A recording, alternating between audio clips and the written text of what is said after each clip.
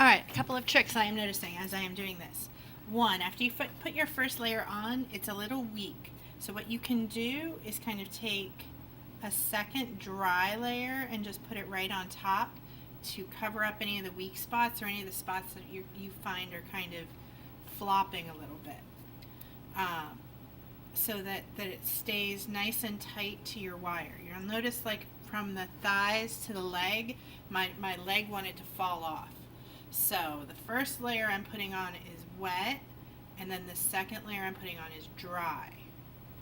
The second thing you want to make sure that you are doing is see how I'm making sure that it is attaching to previous pieces.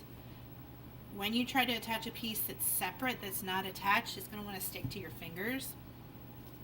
So what you want to do is make sure that you're working kind of around your torso and then around your legs so that you're attaching things to each other. Otherwise it gets weak and it wants to kind of fly away a little bit. So you are going to have a couple of layers on here. You don't want to dip too much, so if you dip one, see how I dipped that one, then the ones next to it are going to be kind of dry because it's going to pick up that glue.